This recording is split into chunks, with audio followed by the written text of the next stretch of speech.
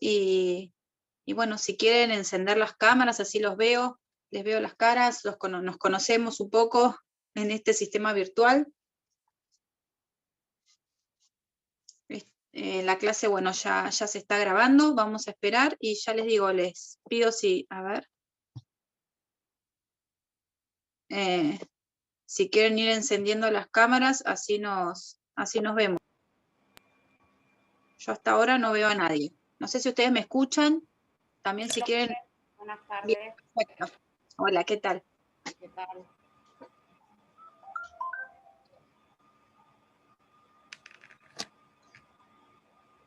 Nadie quiere que lo vea.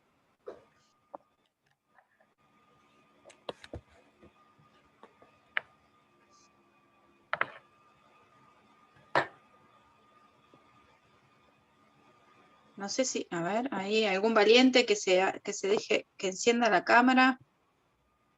O no sé si soy yo que tengo que activar algo. Me parece que ustedes pueden, ¿verdad?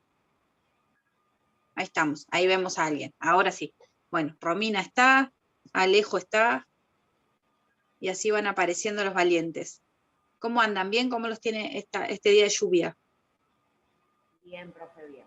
Bien, por lo menos para estudiar. Por lo menos no tenemos que salir a cursar. Exactamente.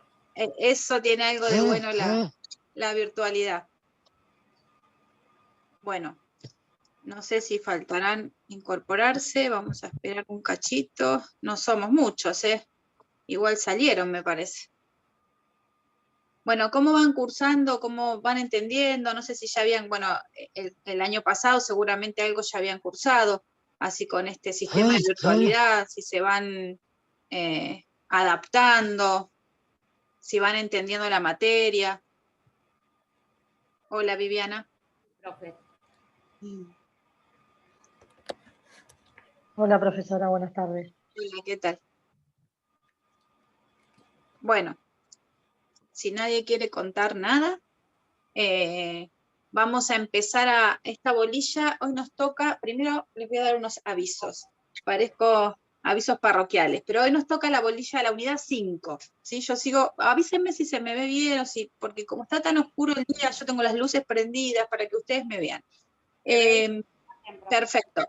La unidad 5 que habla sobre la codificación en el derecho civil argentino. Previo a eso les voy a decir que les voy a dejar después en el campus unos apuntes que ya estaban quizá algunos ya los tengan si recursan, en el campus del cuatrimestre pasado, pero que son interesantes. Uno es un artículo publicado en la ley de Julio César Rivera, del doctor Rivera, que si bien es del 2015, ya con posterioridad muy reciente a la sanción del Código Nuevo, del Código vigente que tenemos nosotros, el Código Civil y Comercial, pero trata temas puntuales de las críticas que se le hacían al código anterior, al llamado Código de Vélez, y el por qué él, o sea, Rivera, insiste o es fiel seguidor de la necesidad, ¿sí?, de crear, ahora después vamos a ver este sistema de la recodificación, de sancionar un nuevo código y no de modificar uno anterior, ¿sí? Entonces, ahí Rivera habla de la recodificación, y bueno, el apunte es bastante sencillo e interesante. Después hace, o sea, resume lo más importante de este código vigente civil y comercial que tenemos ahora en Argentina. Después también les voy a subir no es una nota, sino que es del Tratado de Derecho Civil de Borda, y todo lo referido a el Common Law, ¿sí? Que eso también está en la unidad. Por si no llegamos, igual es de fácil lectura, y más o menos algo vimos la clase pasada, cuando hablábamos de esta aplicación e interpretación de las leyes, y más o menos vimos de que nuestro sistema, si bien teníamos un derecho positivo, en donde la fuente principal, como vieron ustedes, es la ley, ¿sí?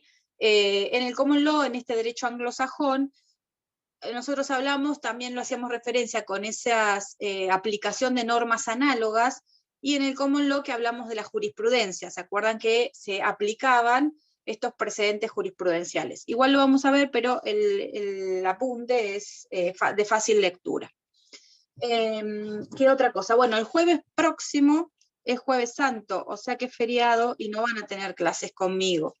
Así que yo les voy a decir que la otra clase, el otro jueves, que creo que es 8, ya 8 de abril, vamos a ver conmigo los puntos, algo que se modifique, pero si no, en principio tengo de la unidad 10 los puntos 6, 7, 8 y 9. ¿Sí? Yo por si los quieren ir leyendo, porque total tienen un montón de tiempo. Así si tienen alguna consulta, en la clase ya evacuamos la consulta. ¿Sí? Disculpe, profe, ¿qué puntos dijo de la unidad 10? 6, 7, 8 y 9.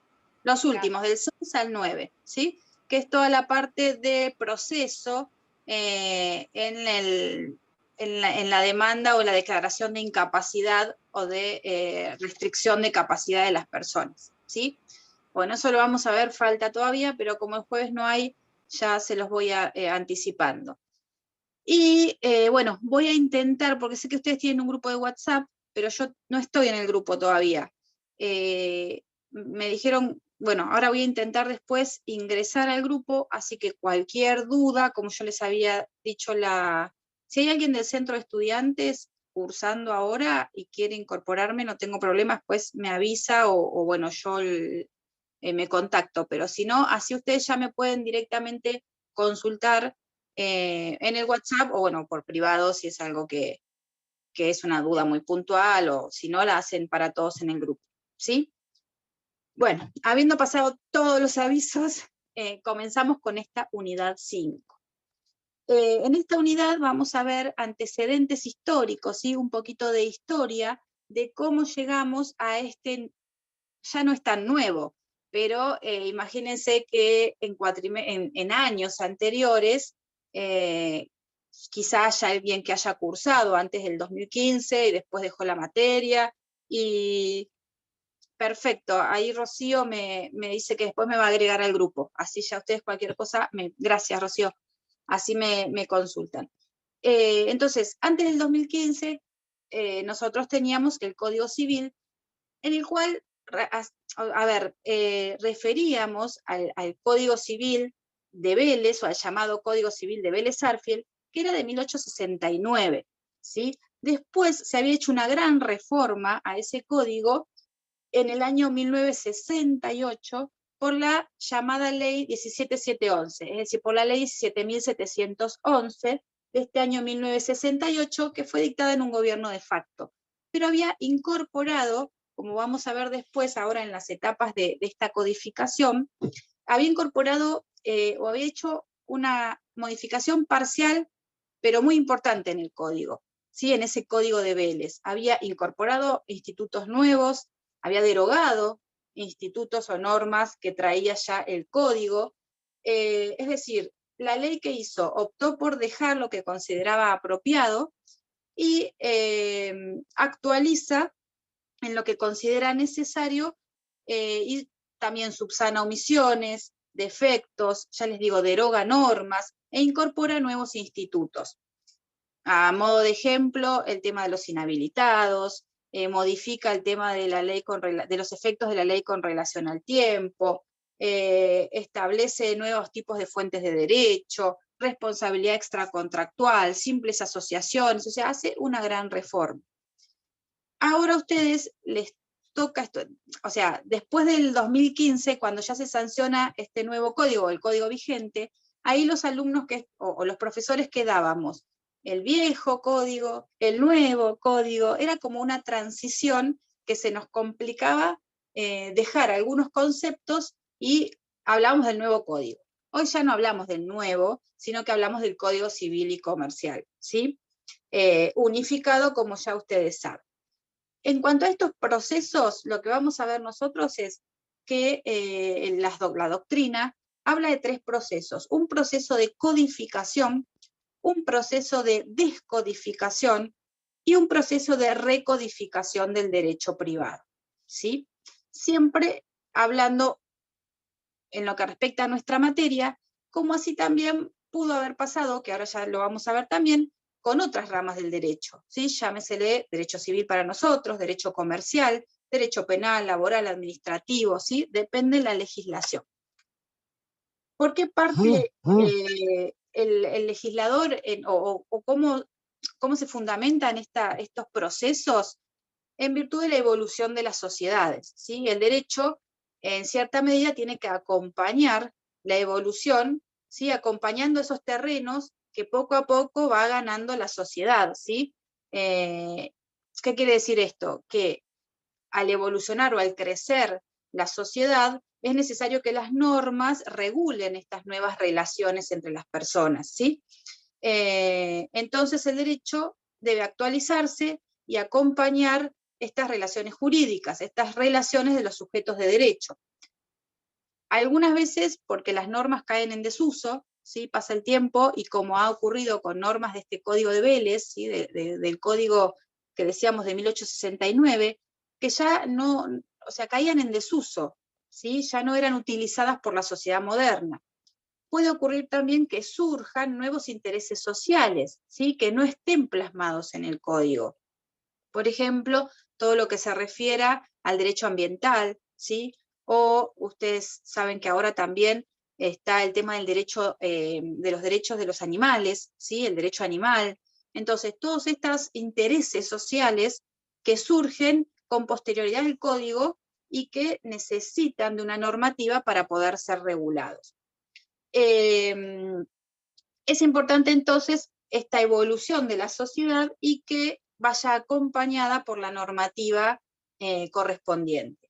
Una forma de poder ordenar todas esas normas de una misma materia, ¿sí? No de todas las materias a la vez, pero dentro de nuestro ámbito del derecho civil y hoy del derecho civil y comercial unificado, es la creación de códigos, ¿sí? Cuando hablamos de un código nos referimos a un conjunto de normas, ¿sí? Ordenadas y que y que versan sobre una materia o una rama del derecho. Este conjunto de normas dijimos que está ordenado, ¿sí? Organizado. Esta organización tiene que ser sistemática, lógica, ¿sí? ¿Por qué? Porque no tiene que llevar este conjunto de normas, entre ellas no tiene que haber contradicciones, ¿sí? Se tienen que evitar las contradicciones o las repeticiones sin ningún tipo de sentido. Entonces, el código es una forma de organizar las normas, ¿sí? De las diferentes ramas del derecho. Por eso algunos consideran que cuando hablamos de código nos referimos a una nueva norma, ¿sí? El Código Civil, el Código Comercial, el Código Administrativo, ¿sí? Depende de la rama del derecho. Este código, o en nuestro derecho principalmente, en nuestro derecho positivo, esta codificación lo que nos permite también, o al intérprete, a nosotros, o a la sociedad toda, pero más que nada al intérprete, ¿se acuerdan que decíamos que el intérprete iba a ser el juez al momento de aplicar la norma a un caso concreto? Este código le permite al juez facilitar esa tarea de aplicación e interpretación de las normas, ¿sí? A un caso concreto. Ello sin perjuicio de que, como vamos a ver ahora, cuando veamos un poquito de historia, no podemos abarcar, por más de que estemos hablando de una misma rama del derecho, pónganse del derecho civil, el código no puede abarcar todas las normas referidas a esa rama, ¿sí? Como vamos a ver ahora, a lo largo de la historia pasó, y por lo tanto va a seguir ocurriendo, hay algunas normas que están fuera del código, llamadas normas dispersas, que pueden ser, por ejemplo, leyes, ¿sí? La ley de identidad de género, la ley de trasplante de órganos, cualquier ley que no se haya incorporado al código. Imagínense que es imposible incorporar todas las normas del derecho civil, e incluso también microsistemas normativos que pueden ser otras leyes, o también, como hablábamos la clase pasada, que se refieran a aquellas leyes supranacionales, ¿sí? O ya sea tratados internacionales, ¿se acuerdan cuando veíamos que tenían jerarquía constitucional? O mismo la Constitución Nacional, ¿sí? Claro. Entonces, estas normas especiales o leyes especiales, como me ponen acá en el chat, que se refieren a algún tema que quizá trata el Código Civil, pero al ser especial, ¿sí? La norma o la ley, lo va a tratar con mayor profundidad, ¿sí? En el caso de que haya, ustedes lo habrán visto cuando vieron la ley, en el caso de que haya una contradicción, una contradicción entre el Código Civil y una norma de carácter especial, siempre va a primar la ley especial, ¿sí? Se aplica la ley especial, y si no, si nada dice la ley especial, sí vamos a aplicar en forma subsidiaria las normas del Código de Fondo, ¿sí? Bien. Entonces, para la mayoría de la doctrina, consideran, y sobre todo, bueno, Rivera, cuando ahora vamos a ver de la recodificación, él considera que era necesario en nuestra legislación un cambio de código, ¿sí? Después vamos a ver aquellos que objetan esta postura de Rivera, ¿sí? Ustedes a lo largo de la carrera van a ir viendo que hay siempre diferentes tesis o diferentes posturas, ¿sí? Las cuales van a decir por qué consideran una cosa o por qué rechazan esto de la unificación.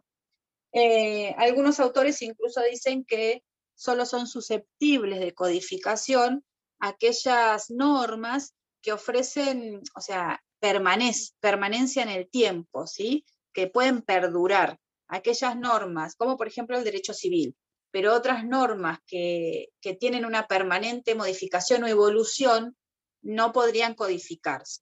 Por ejemplo, todo lo que se refiere a la educación, o a todo el derecho de salud o sanitario, ¿sí?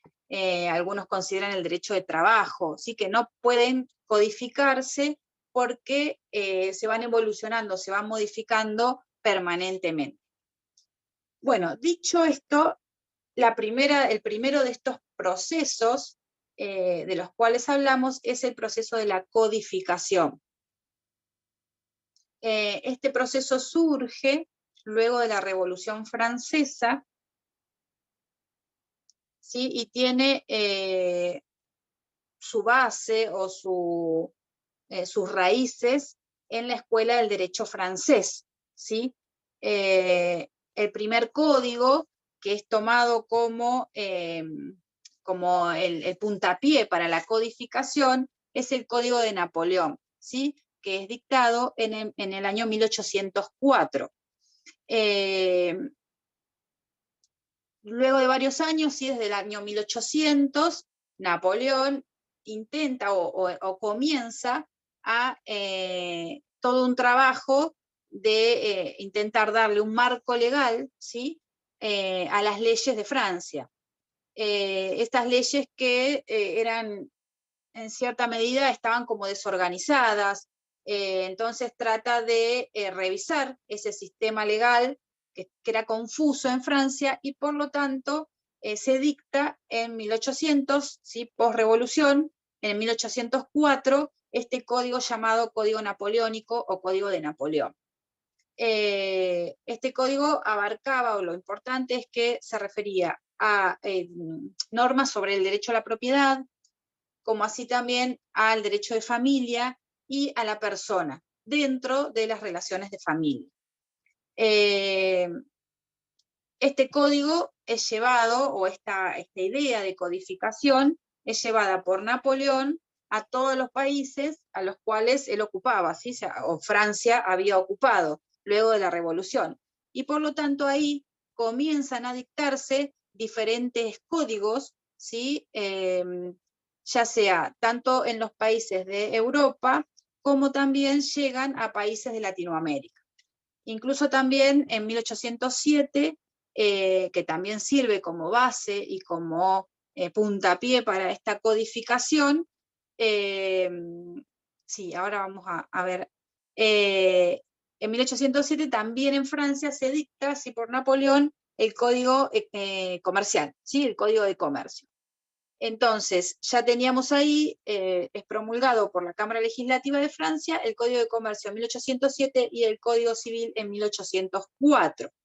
Aquí comienza esta expansión de codificación, y que lo que se trata es de, como les decía, de darle un marco legal a todas las normas dispersas que existían en los diferentes países, que no podían ser conocidas todas, ¿sí? Porque estaban dispersas o eran tantas que no se podía llegar a un cabal conocimiento, y que las realidades sociales las iban superando. Entonces, se requiere de una codificación. El primer código, o el código que es tomado como base, es el Código de Napoleón, y ahí parte esto todo en el siglo XIX a Europa Occidental, y después también a América y América Latina. En América Latina lo que se trata es de, con esta codificación, de romper con el derecho indiano. ¿Qué quiere decir esto? Ese derecho que era impuesto por aquellos países colonizadores, ¿sí? Bueno, en los países en América Latina, por España. Entonces, derecho indiano porque ellos consideraban a América como las Indias. Entonces, este derecho indiano se trata de darle una finalidad, y por eso se trata de afirmar esa independencia nacional, sea tanto nacional como política, con la creación de nuevos códigos, ¿sí? O de un código. Y se comienzan a sancionar los códigos en América Latina, y con la idea inspiradora en la gran mayoría de los países de este código de Napoleón. Eso no quiere decir que otros países, como por ejemplo, si ustedes leen Turquía, surgen los códigos también en el siglo XIX, o sea, en la época de la codificación, surgen como un proceso netamente revolucionario, ¿sí? Entonces se busca un cambio sustancial en las ideas de la sociedad, en la vida social que llevaba Turquía, y se dicta o se sanciona un código a los efectos de regularizar o de darle un marco normativo a la legislación de la época. ¿Sí? Entonces, no solo porque por decisión, sino a veces como consecuencia de una revolución. ¿Sí?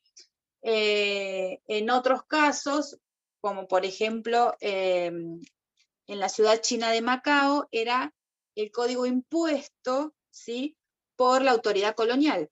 Entonces, acá estaba el Código Civil portugués, que iba a regir las relaciones sociales de esta ciudad china, coexistiendo con la cultura, las instituciones y el derecho o los derechos del pueblo chino, ¿sí? Pero acá también era durante muchos años tuvo este Código Civil francés, digo portugués, perdón, como consecuencia de la actividad colonizadora. ¿Sí? Entonces, ustedes fíjense cómo durante el siglo XIX surge esta era, o se es llamado el siglo de la codificación, ¿sí? La codificación del derecho civil, y el modelo que fue seguido por la gran mayoría de los países es este modelo francés del Código de Napoleón. Ya después, como vamos a ver ahora, en el siglo XX surge el Código alemán, ¿sí?, ya más moderno, y el Código de las Obligaciones de Suiza. ¿Sí? Entonces, se deja un poco de lado este Código de Napoleón y se comienza a seguir a este Código alemán y al Código de las Obligaciones, así llamado el Código de Suiza. ¿Por qué se habla de esta importancia de la codificación? Porque, o sea, ¿por qué decimos la era de la codificación o el proceso de codificación? No solo porque se iban dictando los diferentes códigos civiles, en este caso, sino porque el Código Civil constituía como el centro de la legislación, ¿sí? Era la fuente central del derecho, casi exclusiva, e incluso hasta a veces se le otorgaba un valor equivalente al de una constitución, ¿sí? Era muy importante el Código Civil como derecho positivo a seguir. Entonces, por eso hablamos de la importancia de la codificación civil. Entonces, como dijimos, estos códigos que van surgiendo en el siglo XIX tenían reglas sobre la persona, ¿sí? Sobre el derecho de bienes o derecho patrimonial o derecho de propiedad. También se hablaba o incorporaban reglas sobre los contratos, las obligaciones que nacen de esos contratos, las obligaciones que nacen de los hechos ilícitos, y también reglas o pautas sobre el derecho sucesorio. En cuanto a, fíjense después cómo se fue modificando, en estos códigos del siglo XIX se hablaba de el carácter absoluto del derecho a la propiedad, ¿sí?, que después vamos a ver que esto ya no es tan absoluto, al contrato como con una fuerza de ley obligatoria entre las partes, ¿sí?, como si fuese la ley misma, que esto también estaba en nuestro Código de Vélez, y que después se va modificando, como vamos a ver, por principios de equidad, buena fe, teoría de la imprevisión, ¿sí? Entonces, antes, en estos códigos del siglo XIX, el contrato era la ley para las partes, no podía haber otra cuestión que morigerara esas cláusulas establecidas por las partes del contrato. La responsabilidad civil fundada solamente en la culpa, ¿sí? No había una responsabilidad civil objetiva. Entonces, son todos principios que regían en estos códigos del siglo XIX y de que después se van a ir morigerando o se van a ir modificando a lo largo de la historia de la sociedad. ¿Bien? Entonces, como idea rectora, como base en esta etapa de la codificación, tenemos al Código de Napoleón de 1804, ¿sí? El código francés, en el cual se establecen las primeras pautas de esta codificación o intentar organizar esas normas dispersas que estaban en la sociedad o que regían la sociedad. Fíjense que tampoco se hablaba de derechos personalísimos, ¿sí? O de la dignidad de la persona. Todo esto surge después, incluso en nuestro código, en el código vigente, se incorporan muchos de estos derechos en forma expresa. Bueno, la codificación no solo se da en el ámbito del derecho civil, sino, como dijimos, también en el ámbito del derecho comercial, ¿sí? Bueno, ahora vamos a ver qué pasa con la codificación en Argentina, pero como dijimos, también en Francia, en 1807, Napoleón se sanciona el Código de Comercio, ¿sí? En 1807. Estos códigos de comercio, sancionados durante esta época de la codificación del siglo XIX,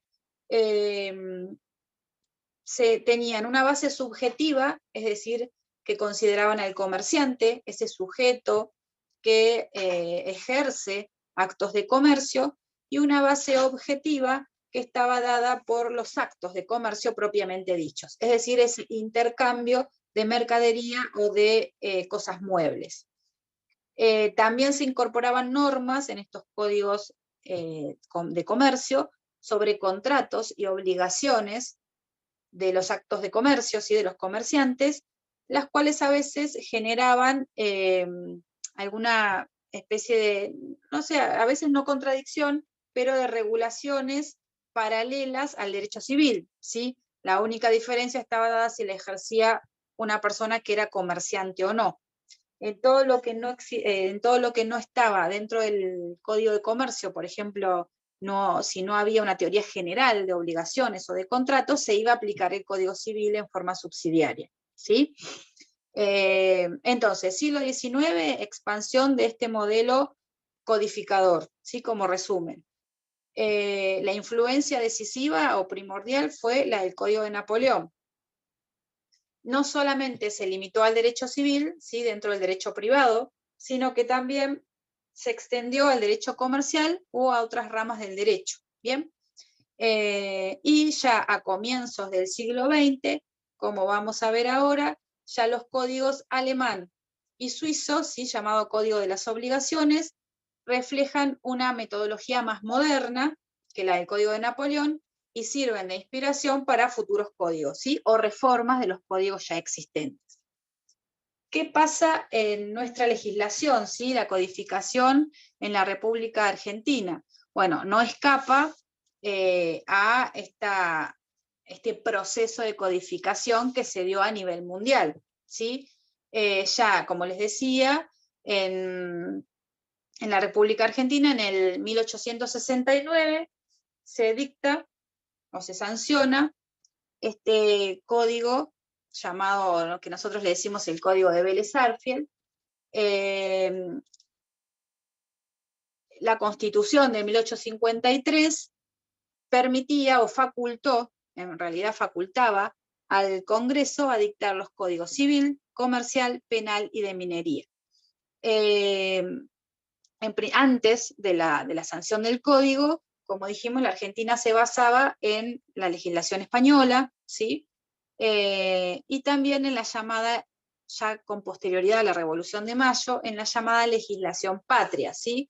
Esta legislación patria, que creo que en el programa la menciona, eran las leyes que sancionaban los gobiernos nacionales o los gobiernos provinciales y en principio eran de menor importancia que las leyes españolas, ¿sí? Las que venían de los colonizadores, de la legislación española. Entonces, en principio no se podían alterar las leyes españolas, salvo una vez que se logró la emancipación política y el Estado, ejerciendo su soberanía, ya dispuso la facultad o facultó al Congreso la sanción de estos códigos en virtud de la Constitución Nacional, la sanción de los códigos civil, comercial, penal y de minería. Bien, entonces, nuestra legislación sigue también este proceso de codificación y se sanciona este Código Civil único en 1869. También este código tuvo como en los países de Europa Occidental o en los demás países latinoamericanos, y en esta época del siglo XIX también tenía gran influencia este Código Civil, ¿sí?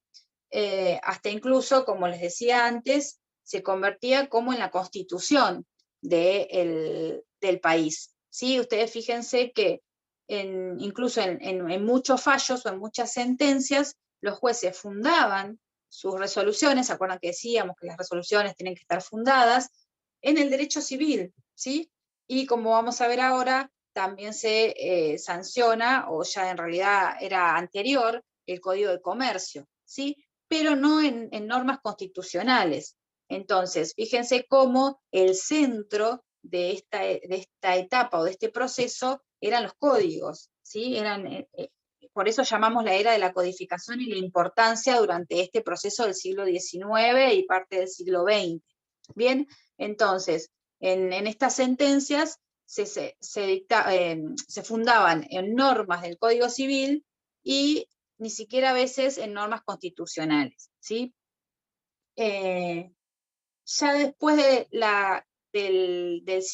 mediados del siglo XX, ya con los códigos alemán, el Código de las Obligaciones de Suiza, ya ahí comienza un periodo, la segunda de las etapas, a la cual llamamos de la descodificación, ¿sí?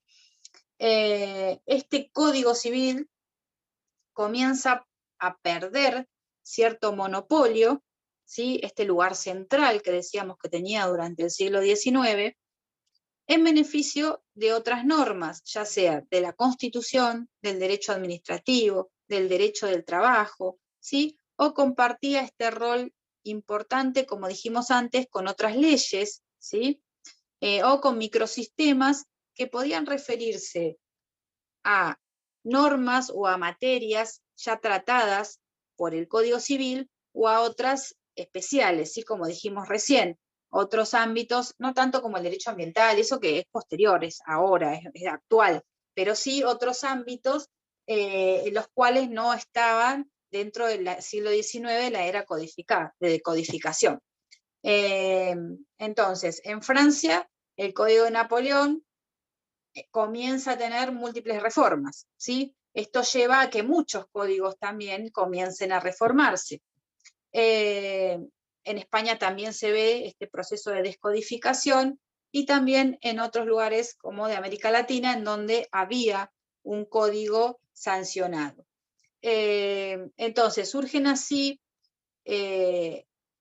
leyes especiales, o lo que ocurre, por ejemplo, en nuestro sistema, ¿sí? en nuestra legislación, que no solo había leyes especiales, como por ejemplo la ley de matrimonio civil, que es del año 1888, la ley de los derechos civiles de la mujer, que la ley 11357, que es del año 1926, la ley 14394, que ustedes, bueno, no la van a ver, o sea, la pueden leer en los libros, pero que nosotros la llamábamos la ley ómnibus porque abarcaba distintos temas. La veíamos en derecho civil, parte general, cuando veíamos presunción de fallecimiento, ausencia, también con respecto al bien de familia, ¿sí? Le decíamos la llamábamos ley ómnibus porque trataba muchos institutos en esa misma ley, ¿sí?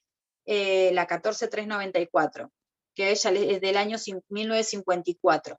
no estaba, ahora estos institutos están incorporados en el código, por eso ustedes van a ver articulado del código, pero quizá en algún libro refieran a esta ley cuando vean ausencia simple, cuando vean presunción de fallecimiento. Todas estas leyes van surgiendo, como les decía al principio, por necesidades sociales, ¿sí? Por intereses personales, esto del matrimonio civil, derechos de la mujer, ¿sí? Va evolucionando la sociedad en determinados aspectos, ya no hablamos de solamente la indisolubilidad del matrimonio, sino que se va evolucionando y se van creando estas leyes especiales. Una gran reforma, ¿sí?, dentro de este proceso de descodificación en nuestro derecho es la ley que yo les mencionaba al principio, la ley 17.711 de 1968, ¿sí? Entonces, antes ya había leyes, estas que nombramos importantes, y la 17.711 hace una reforma parcial en el Código de Vélez, o en el Código Civil, pero que en realidad es muy profunda, ¿sí? Son un montón de artículos que algunos incorpora, como por ejemplo, que hoy les mencionaba, el artículo 152 bis, que refiere al Instituto de los Inhabilitados. Otros artículos son derogados, otros son modificados, ¿sí? Entonces, esta ley prácticamente hace como un código nuevo, ¿sí? Lo modifica en formas, hay determinados aspectos que los mantiene, ¿sí? Pero hay otros que los modifica. Por ejemplo, esto que yo les decía del el pacta sunt servanda, que es que los contratos son ley, ¿sí? Lo pactado obliga, los contratos son ley para las partes. Con esta ley se ve morigerado porque incluye temas como la buena fe contractual, el derecho a la imprevisión, la lesión, el abuso del derecho, ¿sí? Todos temas que morigeran este principio del pacta sunt servanda. Sin perjuicio de esta gran reforma de la 17.711, también continúa con posterioridad la descodificación al crearse nuevas leyes hasta la actualidad. Hablamos, ya les digo, hay cosas que ustedes me dirán, pero no es una ley especial. Bueno, después de la unificación del código ya no, pero teníamos una ley de nombre, ¿sí? La 18.248, que antes del 2015 la estudiábamos. Teníamos una ley de fundaciones, ¿sí? La 19.836. Teníamos leyes de adopción que se fueron modificando, pero había una ley de adopción paralela al Código Civil. Teníamos una ley de filiación y patria potestad, la ley de convertibilidad, ¿sí? La 23.928, que seguro que la han escuchado, que modifica al Código Civil o modificó al Código Civil en todo lo que se refería al cumplimiento de obligaciones en moneda extranjera y impedía el anatocismo, ¿sí? El aplicar intereses sobre intereses. También muy importante y con una importante modificación al código. Más recientes, la ley 24.240 sobre derecho al consumidor, la ley de matrimonio igualitario, sí, más reciente todavía, la ley de identidad de género, y así un montón de leyes que van exigiendo o en cierta medida descodificando a ese código civil, el código civil. Bien, además de estas leyes especiales, como dijimos, también existen convenciones. No, ahí me preguntan si las leyes que están derogadas las tienen que saber. A ver, en realidad no es que estén derogadas algunas, sino que están incorporadas dentro del articulado del nuevo, no digamos nuevo, del Código Civil y Comercial, ¿sí?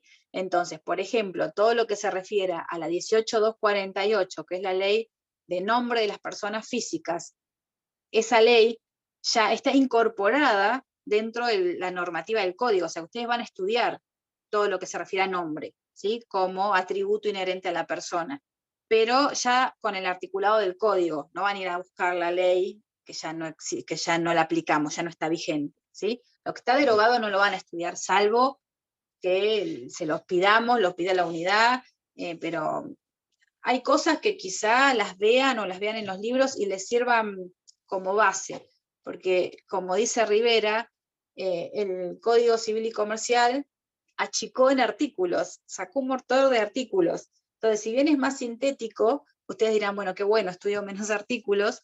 En realidad hay algunos que nos ayudaban a entender un montón de cosas, ¿sí? Que ya el que estudió el código anterior, el código derogado, estudió conceptos o preceptos que ahora no están y que siempre nos sirven, ¿sí? Porque en realidad en la legislación siguen existiendo en nuestras normas. No surge como artículo, pero nos servía para entender. Por eso capaz que en los libros o en alguna clase se le menciona algún artículo anterior para que ustedes entiendan el artículo vigente, ¿sí? Pero lo que está derogado, no, salvo para comparar o para conocer esta evolución, pero si no se aplica, vamos a estudiar el derecho vigente, ¿sí? Profe, Sí, el manual de Rivera, por ejemplo, sí tiene algunos conceptos que aclara que en el código vigente de ahora, el Código Civil y Comercial no lo tiene, pero el código de Vélez sí lo tenía. Y claro. explica qué es lo que decía el contenido del artículo.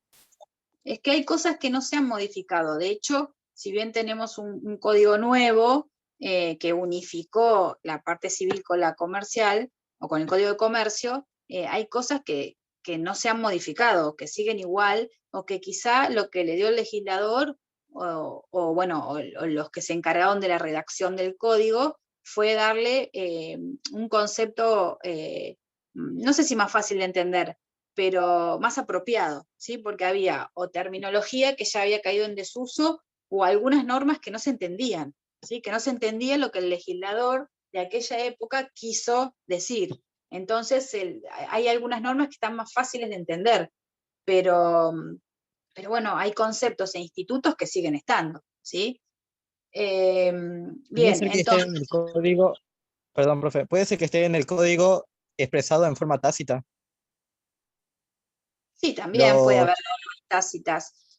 A ver, supónganse, por ejemplo, lo que pasa con el Código de Comercio. En el Código de Comercio derogado se daba un concepto que era muy importante. Bueno, cuando ustedes vean comercial, lo van a ver, la modificación. Se daba un concepto de comerciante, se daba un concepto de acto de comercio. Nosotros no podíamos aprobar la materia si no sabíamos y no podíamos desmenuzar ese concepto de acto de comercio, ¿sí?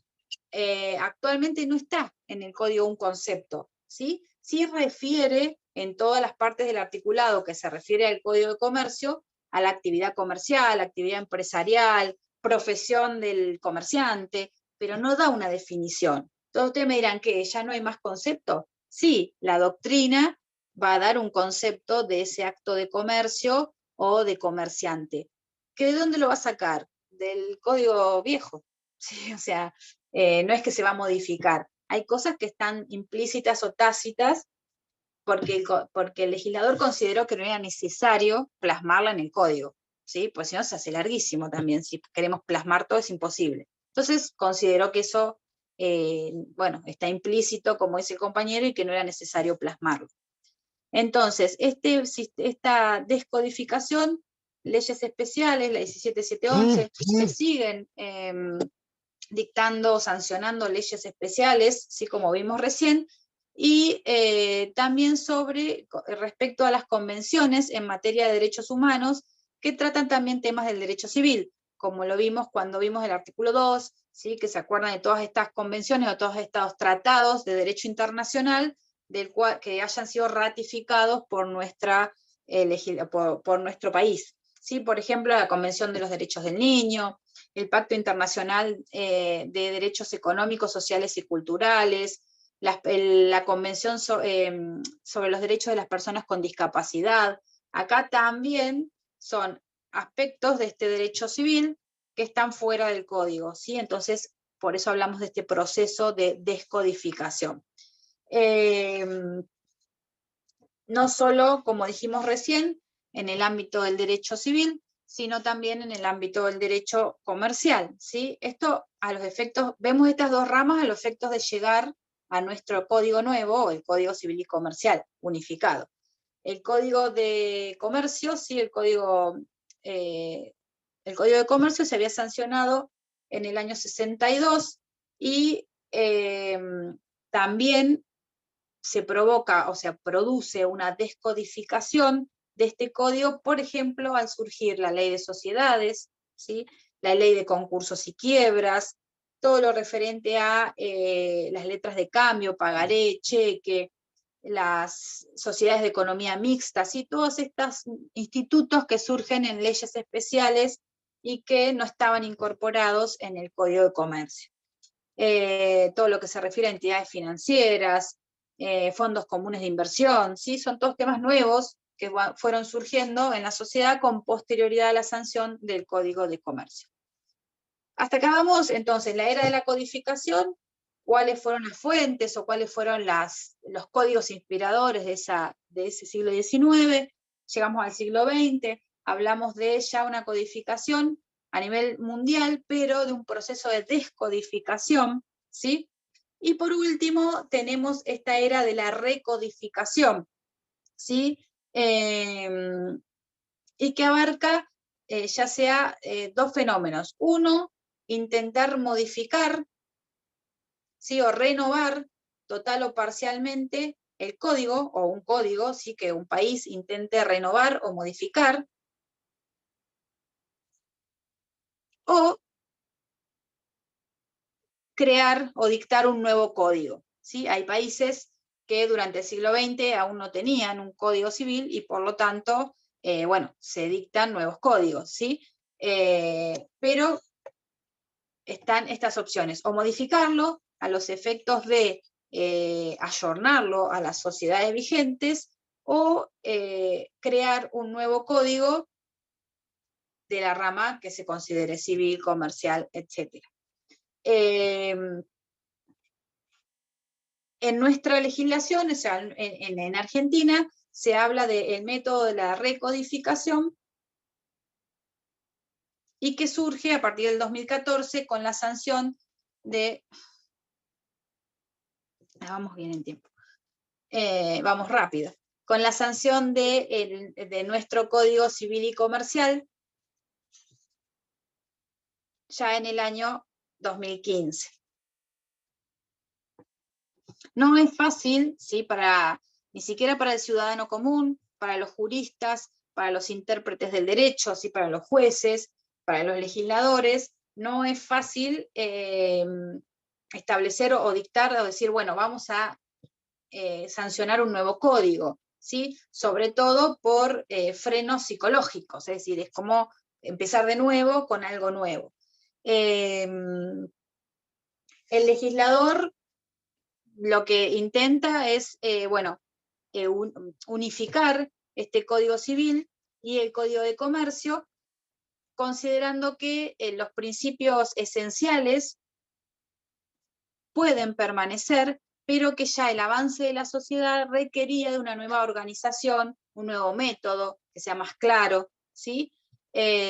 Como dijimos recién, Rivera es el que está a favor, ¿sí? De esta unificación y esta sanción de un nuevo código, y bueno, él refiere que, como decía Alterini, ¿sí? El profesor Alterini, el Código de Vélez, dice Rivera, que refiriendo a las palabras de Alterini, el Código de Vélez es para nosotros como un par de zapatos viejos, cómodos, pero no por eso menos viejos, ¿sí? Entonces, tiene sus cosas buenas, que se van a mantener esos institutos en el nuevo código, pero ya están,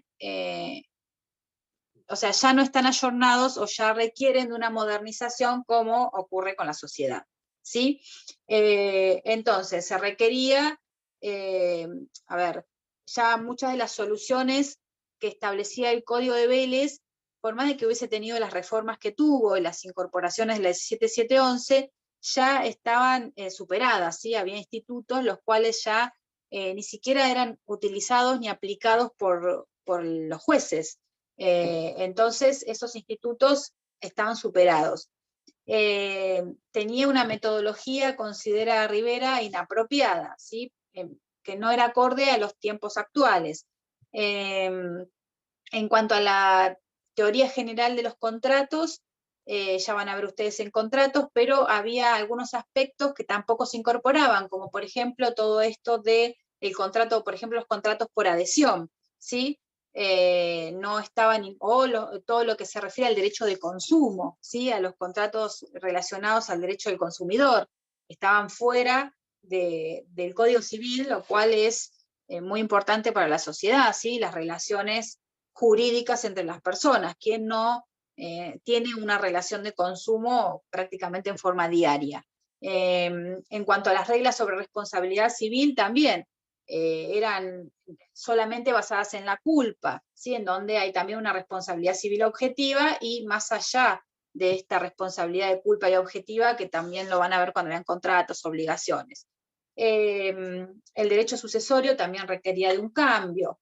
El derecho internacional privado, ¿sí? Como van a ver ustedes, o quizás ya vieron cuando vieron fuentes del derecho, que el derecho internacional privado tiene toda una parte dedicada a este derecho internacional privado en el Código Civil y Comercial, que antes no existía. Antes había normas dispersas, pero que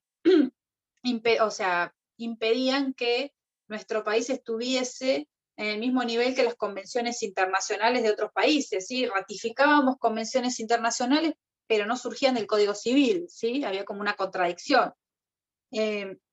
Por lo tanto, esta reforma, que ya se iba realizando en forma parcial y progresiva en Argentina a lo largo de los años, requería de esta unificación o recodificación del Código Civil y Comercial, ¿sí? Obviamente ustedes me dirán, bueno, esto es lo que alguna parte de la doctrina considera, como por ejemplo Rivera y muchos otros doctrinarios, que están a favor de esta unificación del código.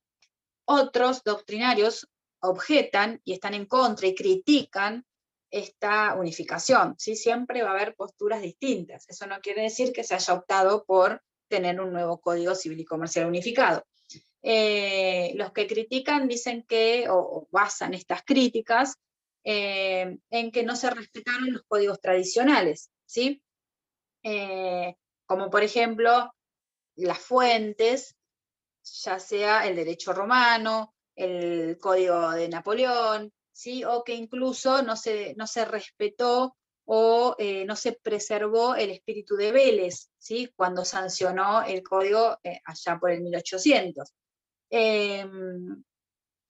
Que el Código de Napoleón, que fue la base o la inspiración, nunca se...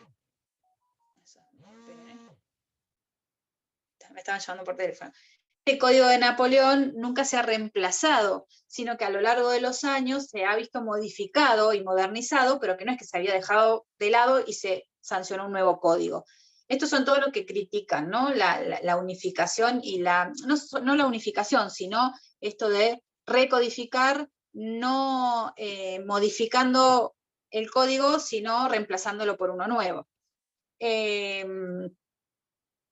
Y como también que dicen que años más de 140 años de doctrina y jurisprudencia, en virtud del Código de Vélez, ¿sí? De toda esta doctrina y jurisprudencia que se fue gestando, que quedaría como en la nada, quedaría sin sentido o obsoleta porque ya no se aplicaría. Rivera o aquellos que propugnan esta idea de un nuevo código, lo que dicen es que el espíritu de Vélez no se deja, primero que ya en muchos aspectos con la reforma de la 17711 y las leyes especiales ya como que había quedado un poco relegado, y que los aspectos o de los institutos importantes siguen estando, van a seguir estando en este nuevo código. Con respecto al Código de Napoleón, bueno, el Código de Napoleón no se cambió por otro, pero hay códigos de otros países que sí se ha dictado uno nuevo, ¿sí? Se ha sancionado uno nuevo. Entonces, ¿por qué tiene que seguirse esta idea del Código de Napoleón? Con respecto a esto de que la doctrina y jurisprudencia, el trabajo de la doctrina y jurisprudencia durante tantos años iba a ser como un trabajo perdido, ¿sí? Como sin sentido, como que para qué la doctrina escribió tanto, Borda, Giambia, Salterini, etcétera, si al final ahora cambiamos el código y ya no nos sirve.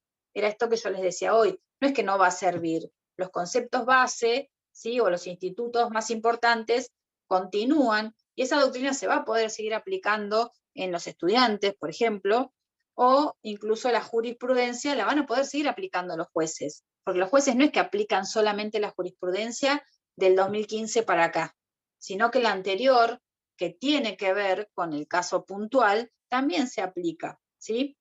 Entonces, estos son los que critican o hacen que estas críticas caigan con respecto a la recodificación mediante la sanción de un nuevo código. ¿Se entiende? ¿Sí? Bien. Entonces, en nuestra legislación 2015,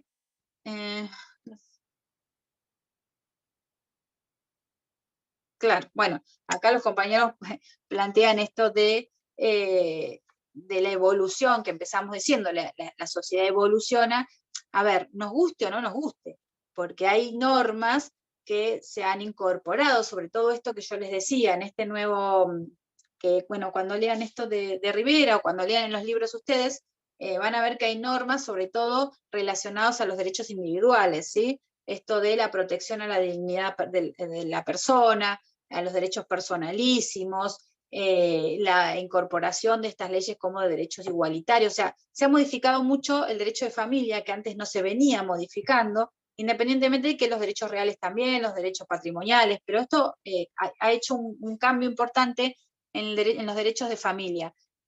Nos guste o no nos guste, aplicando una cuestión moral, religiosa, ética, ¿sí? Podemos estar a favor o podemos estar en contra de alguna de estas legislaciones, pero sí es cierto que la sociedad va cambiando, ¿sí?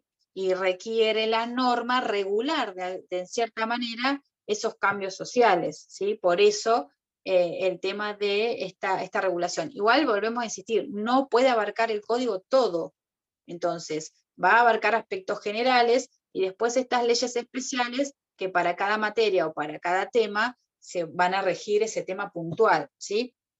Entonces, en el código no solo se sanciona el Código Civil, sino que nuestra legislación actual es un código unificado, ¿sí? El Código Civil y Comercial Unificado del 2015 que entra en vigencia. Ese es el que vamos a estudiar y que van a estudiar ustedes ahora, luego de ver toda esta parte histórica. La Constitución la reforma de la Constitución de 1994 incorpora esta posibilidad de unificar los códigos. Algunas leyes del cuerpo normativo del Código de Comercio se incorporan en el Código Unificado, ¿sí? Eso sin perjuicio de que existan, ¿sí? Algunos microsistemas, como les decía yo recién, microsistemas legislativos como la ley de sociedades, la ley de concursos y quiebras, la ley de seguros, la ley de navegación, la ley de transporte multimodal, la ley de tarjeta de crédito, y así un montón, el código aeronáutico, etcétera, que esos son microsistemas de derecho comercial que siguen vigentes fuera del código, ¿sí? Que no se incorporó todo al código. Y lo que sí se critica, como yo les decía antes, es que el código no tiene este concepto base que tanto que importaba con respecto a qué es un comerciante o a qué llamamos un acto de comercio. Y lo tendremos que sacar en forma implícita, como dice el compañero, de la doctrina, la jurisprudencia anterior a este 2015. ¿Hay alguna consulta de estas etapas, de esto, de la era de la codificación, de la descodificación, de la recodificación? Es muy histórico, es como un cuento en donde ustedes tienen que saber más o menos estas tres etapas a qué se refieren, ¿sí? Y cómo influyen en nuestra legislación. Pueden saber, a ver, yo no sé cómo serán los exámenes, pero bueno, así si son escritos, generalmente si no es multiple choice son pocas preguntas, no sé si van a ser presenciales, quizá, no sé si el tema más que más se pueda llegar a preguntar es una parte histórica o de antecedentes del código. De ser oral, puede ser que les toque, o de ser multiple choice. A ver, lo que ustedes tienen que saber es, si ustedes me hablan de una descodificación, no me tienen que nombrar todas las leyes que yo les nombré, pero por lo menos hablar de algunos ejemplos, ¿sí? Entonces, que sepan algunos ejemplos de no solo la 17.711, sino también algunas leyes especiales que surgieron en esta etapa de descodificación, ¿sí? No, tampoco se van a saber 10 leyes, ni tampoco el contenido, pero por lo menos sí saber que había o leyes de adopción, o una ley de nombre, o una ley de propiedad horizontal, etcétera, ¿sí? ¿Alguna consulta hasta acá? No. Bien. Y el último tema, que bueno, ahí yo les dejo el apuntecito, es el tema del Common Law, ¿sí? Que es un sistema jurídico que está vigente en Inglaterra y en la mayoría de los países de tradición anglosajona, ¿sí? En este sistema, también llamado Common Law o ley común, ¿sí? Que fue formado, también tiene como antecedentes en los tribunales de la realeza, ¿sí? Cuya finalidad era resolver los conflictos que se suscitaban entre la gente, entre los ciudadanos, pero no existían leyes, no dictaban leyes, ¿sí? Entonces, o sea, tenían, para dictar una sentencia o para resolver un conflicto, fundaban sus decisiones en la costumbre, ¿sí? Esta costumbre poco a poco fue adoptada, ¿sí? Por los jueces, y por lo tanto ya se deja de lado un poco este derecho de costumbre o fundar estas causas o esta resolución de conflictos en la costumbre, y se comienza a fundar con los precedentes jurisprudenciales, ¿sí? Entonces, la base, así como para nosotros, como dijimos recién, una fuente del derecho o sea, la fuente del derecho principal es la ley, ¿sí? Es nuestro derecho positivo. Para para el derecho anglosajón, la fuente del derecho es la jurisprudencia, ¿sí? Estos fallos o estos precedentes jurisprudenciales. Eso no quiere decir que ellos no tengan alguna ley escrita, ¿sí? En principio no basan las decisiones en la ley escrita, sino que la basan en la jurisprudencia. Eso no quiere decir de que no haya una ley escrita, pero es excepcional, ¿sí? Esta ley escrita es siempre, o para ellos es un derecho de excepción. Puede aplicarse en los casos que estén previstos en esas leyes, ¿sí? Por eso decimos que es con carácter restrictivo. En principio, lo que ellos van a aplicar es este derecho o estos precedentes jurisprudenciales. Entonces, ante un caso, para resolver un caso concreto, nosotros, o el juez, no nosotros, sino el juez, ¿qué va a hacer? Va a ir a buscar qué norma aplica para resolver ese conflicto, ¿sí? Un conflicto de intereses entre dos o más personas. Mientras que en el derecho anglosajón, con estas normas del common law, lo que se va a buscar es cómo se resolvió ese caso, o ese conflicto en un caso anterior, ¿sí? Y se va a aplicar esa jurisprudencia o ese precedente, ¿sí? En Inglaterra, por ejemplo, es más estricto que en Estados Unidos, ¿sí? En Inglaterra sí o sí se va a aplicar este derecho jurisprudencial o esta fuente de derecho que es la jurisprudencia, y en países, bueno, en Estados Unidos también ellos tienen una constitución, entonces en aquellos casos los jueces tienen como mayor amplitud, en aquellos casos que no encuentren un precedente jurisprudencial pueden aplicar la ley escrita. Profe, una consulta.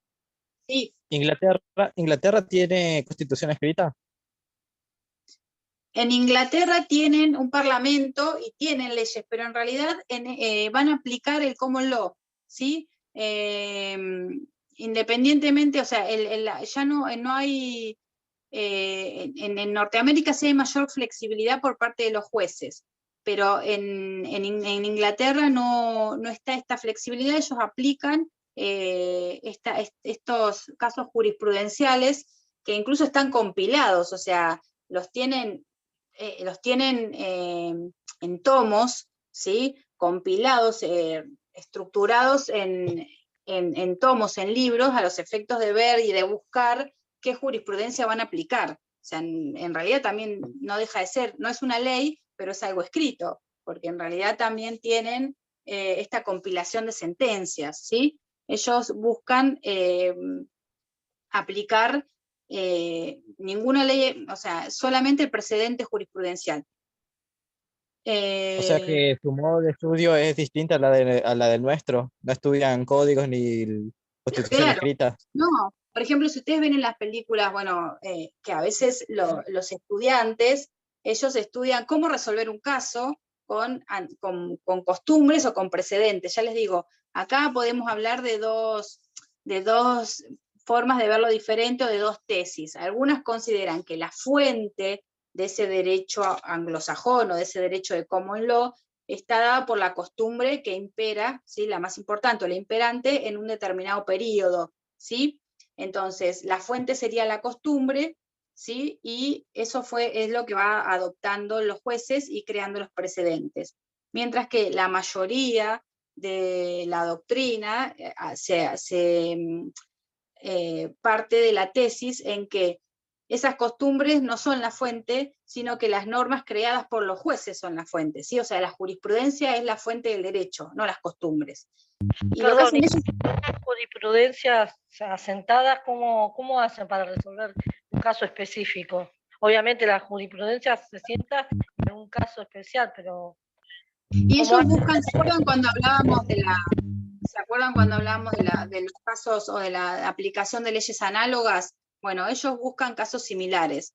Cuando ellos estudian en las universidades, por ejemplo, hablan del método del caso, el method case, creo que lo llaman ellos, que es, se les da un caso y ellos tienen que buscar todas las consecuencias posibles de ese caso y o sea, investigar cómo se resolvió algo similar en otro precedente, o sea, un caso similar. Si no encuentran, a ver, un caso similar para eso,